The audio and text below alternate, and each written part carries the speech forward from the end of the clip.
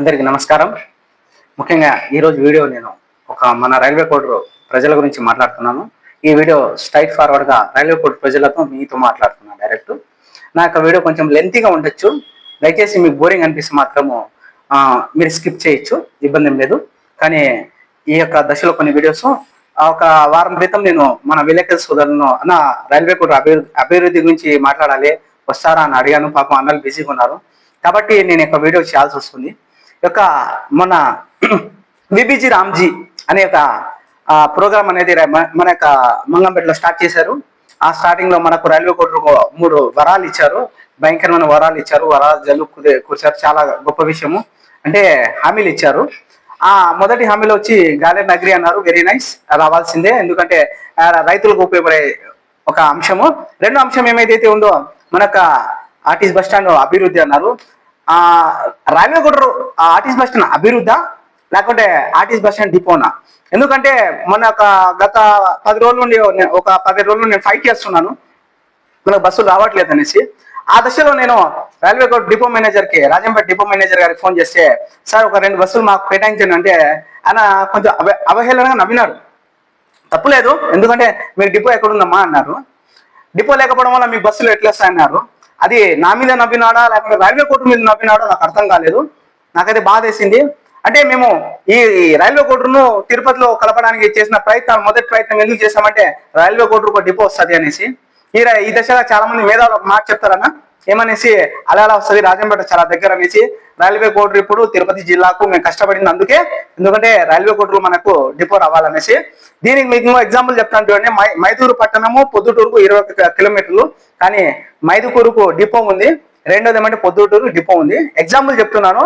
ఇంకో విషయం, ఈ విషయంగా మేధావులు ఇంకో మాట అడగచ్చు, అయ్యా మైదుకూరు ఏదైతే ఉందో అది మున్సిపాలిటీ అనేసి. నెక్స్ట్ అదే పాయింట్కి వస్తున్నా. రెండో పాయింట్, మనకు అవసరమైంది ఏంటి అడుగుతుండేది ఏంటినా? మనకు అవసరమైంది ఏంటి? రైల్వే కోడూరు మున్సిపాలిటీ అయితే డ్రైనేజ్ కు మళ్ళీ 8 కోట్ల రూపాయలు సపరేట్ కేటాయించాల్సిన అవసరం లేదు, తెలుసా మీకు? ఎందుకంటే మున్సిపాలిటీలో పరిధి వచ్చి ఏదైతే ప్రాంతం ఉందో అక్కడ ఆటోమేటిక్లీ కాలువలు అభివృద్ధి అని జరుగుతుంది. కానీ మీకు కావాల్సిన అభివృద్ధి అనేది చూపకుండా మభ్యపెట్టి వేరే ఏదో కావాలని అడుగుతున్నారు. ఓకే, ఇంకో 3వ చిరకాల వాంఛ ఏదైతే ఉందో వెంకటగిరి రోడ్ అన్నారు. మన రైల్వే కోడూరు నుండి ఎంతమంది వెంకటగిరికి వెళ్తున్నారో నాకైతే తెలియదు. దానివల్ల ఎవరికి లాభం అయితే తెలియదు. ఎందుకంటే రైల్వే కోడూరుకే చాలా మంది మైగ్రెంట్ అయి వస్తారు, ఇక్కడికే అభివృద్ధి జరుగుతుంది. దానివల్ల ఫారెస్ట్ క్లియరెన్స్ చేయడం వల్ల అరకొర మిగిలిన ఎర్రచందనం కూడా ఉండేది కూడా ఈజీగా, ఎవరైతే ఆ పని చేస్తారో వాళ్ళకి చాలా ఈజీగా ఉంటుంది ఎత్తుకపోవడానికి. నెల్లూరు నుండి చాలా దగ్గర ఉన్నది, చాలా దగ్గర. నెల్లూరు నుండి మన కృష్ణపట్నం పోర్టు చెన్నైకి ఎక్స్పోర్ట్ చేయడానికి చాలా దగ్గర అవుతుంది. కాబట్టి చాలా ఈజీగా ఉంటుంది అనేసి వెంకటగిరి రోడ్డు ఉపయోగపడుతుంది తప్ప రైల్వే కోడూరు ఉంటుంది. ప్రతి రోడ్డు దగ్గరకు అవుతుంది, కానీ అది అవసరమా కాదా అనేది రెండో విషయము. సెకండరీగా నేనైతే 3వ విషయం చెప్తున్నా. ఫస్ట్ ఏం చెప్పాను, మున్సిపాలిటీ అవ్వాలి. రెండోది ఏమంటే డిపో రావాలి. మున్సిపాలిటీ వస్తే ఆటోమేటిక్ డిపో వస్తుంది. 3వ విషయము, రైల్వే కోడూరుకు ఎన్నో ఏళ్లను రిజిస్ట్రేషన్ ఆఫీస్ పొలంపేటకి వెళ్తారు. ఎంత అవమానకరంగా ఉంటుంది. రైల్వే కోడూరు ప్రజలు ప్రతి వారు ఎంతమంది ఇబ్బంది పడి అక్కడికి వెళ్ళి యాక్సిడెంట్ జరిగి కింద పడతానే రైల్వే కోడూరుకు రిజిస్ట్రేషన్ ఆఫీస్ తెచ్చుకోలే ఇక్కడ నుండి ప్రతి ఒక్కరు పొలంపేటకి వెళ్లాల్సిన పరిస్థితి. దీనికోసం మనం తీసుకెళ్లి మనము అక్కడ కలపాల్సిన పరిస్థితి తిరుపతిలోకి. 4వ విషయం ఏమంటే మనకు శివాలయానికి సంబంధించి దాదాపు ఎకరా పైన ఉంది. ఎకరా 20 సెంట్లు ఎంత ఉందని చాలా మంది చెప్తున్నారు. ఆ ఎకరా 20 సెంట్లు ఇంకొకరు దొబ్బేసి ఇంకొకరు కబ్జా చేసే వరకు దానికి ఎటువంటి డెవలప్మెంట్ చేయరు. ఎందుకంటే మనకు టీటీడీ కళ్యాణ మండపము ఓబులార్పల్లి మండలం, రిజిస్టర్ ఆఫీసు పుల్లంపేట మండలము, టీటీడీ కళ్యాణ మండపము పుల్లంపేట మండలము. అంటే తలా ఒక మండలానికి ఇచ్చేసి రైల్వే కోడూరుకు ఒక పంచాయతీ, మేజర్ పంచాయతీ చెప్పి కేవలం కుల రాజకీయాలు మత రాజకీయాలు చేయడానికి తప్ప, లేకపోతే ఆ ఎంఆర్ ఆఫీసులకు వాటి తిరగడం తప్ప ఇంకో పని అయితే జరగదు. ఇంకోటి, చాలా మంది ముస్లిం సోదరులకు ఆ ఈద్గా స్థలం ఇస్తామనేసి వాళ్ళు కూడా ఎందుకు ఆశలు పెట్టుకున్నారు 20 సంవత్సరాలు నాకైతే అర్థం కాలేదు. దాన్ని మభ్యపెట్టే రైల్వే కోడూరులో ఉండే 6,000 నుండి 7,000 ఓట్లు ముస్లిం సోదరుల ఓట్లు ఉన్నాయి. ఆ 7,000 ఓట్లకు మేము ఒక్కొక్క వస్తువే చూపిస్తామనేసి ఒక ఈద్గా ఇస్తామని ఒక పార్టీ అయితే చాలా ఏళ్ళు మభ్యపెట్టింది. ఇప్పుడు ఇంకో పార్టీ కూడా ఇది బాగుందా ఈ స్టాండ్ వాడుకుందాం అనేసి రెండు మతాలకు చిచ్చు పెడతా ఆ స్థలం ఇచ్చేది లేదు, అది జరిగేది లేదు. దీన్ని చంపకుండా కట్టు విరకుండా పాము అన్న తదంతంలో పనిచేస్తున్నారు. రైల్వే కోడూరులో రైలు ఉండే రైల్వే కోడూరు పరిస్థితి ఇట్లుంటే మిగతా ఓబులార్పల్లి మండలం పరిస్థితి ఏంది, చిట్వేల్ మండలం పరిస్థితి ఏంది, పెనుగులూరు మండలం అదైతే ఇంకా అడవి, అది పెనుగులూరు మండలం అయితే చాలా లోపల ఉంది, అక్కడ పోయేవాడే లేడు. అసలు పెనుగులూరు మండలం అనేది ఉందనేది చాలా మందికి తెలియదు. అలాంటి మండల అభివృద్ధి ఏ పరిస్థితిలో ఉంటుందో ఆలోచించుకోవాలా. కాబట్టి మీరు ఆలోచించాల్సింది, ప్రజలు కూడా రైల్వే కూడా మిమ్మల్ని అడుగుతున్నా, ఏమడుగుతున్నా అంటే, మీరు ఇక్కడ రాజకీయ నాయకుల తప్పు లేదు, మీ తప్పే ఉంది. ఎందుకంటే మీకు కావాల్సింది మీకు చూపిస్తుంది, మీకు అవసరమైంది ఇవి వస్తే, మున్సిపాలిటీ వస్తే, ఇక్కడ కాలేజెస్ వస్తాయి, అభివృద్ధి జరుగుతుంది.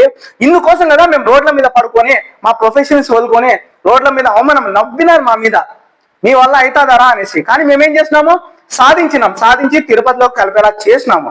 ఆ రోజు మేము రాయచోటి వాళ్ళకు మేము అగనిస్ట్ గా పోయి, వాళ్ళు మన వాళ్ళైనా కూడా అగనిస్ట్ వెళ్ళి పోరాడితే మనకి ఈరోజు కలిసింది. ఈ రోజు మీరు సైలెంట్ అయిపోయి ఒక డిపో మేనేజర్ ఆయన నా మీద నమ్మినారు, రైల్వే కోర్టు మీద నమ్మినారు అనేది మీరు ఆలోచించుకోండి.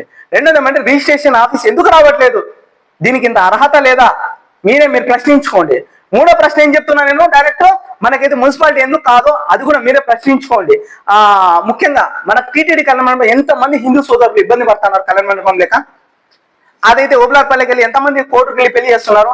దానికి డెవలప్మెంట్ కోసము 1.5 ఎకరా ఏదైతే స్థలం ఉందో దాన్ని కూడా అభివృద్ధికి తీసుకురావాలని కోరుకుంటున్నాము. ముఖ్యమైన ఇంకో పాయింట్ చెప్తున్నా చూడండి, గత ప్రభుత్వంలో 175 కోట్ల రూపాయలు శాంక్షన్ అయింది.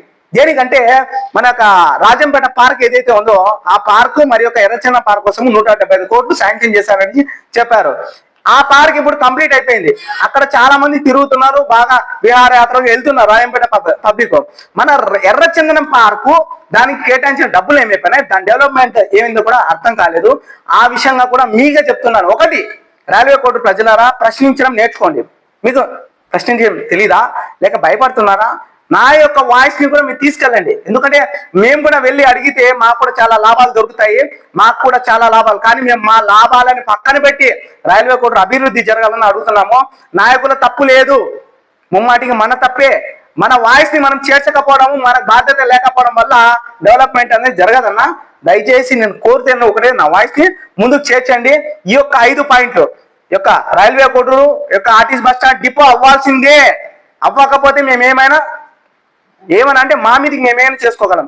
ఒకటి. రెండో విషయం అంటే, రిజిస్ట్రేషన్ ఆఫీస్ రావాల్సిందే, రైల్వే కోర్టు మున్సిపాలిటీ అవ్వాల్సిందే. నాలుగోది ఏమంటే, మన శివాలయ స్థలంను దాన్ని కూడా అభివృద్ధి చేయాల్సిందే, ఎర్రచందనం పార్క్ డెవలప్ చేయాల్సిందే. ఇవన్నీ చేస్తే మనకు మున్సిపాలిటీ వచ్చినా కూడా మళ్ళీ 8 కోట్ల రూపాయలు సపరేట్ శాంక్షన్ చేయాల్సిన అవసరం లేదు. కాబట్టి నాకు వీడియో షేర్ చేయండి. ఏదైనా ఎక్కువ తక్కువ చెప్పింటే మాత్రం అర్థం చేసుకుని క్షమించండి. Thank you.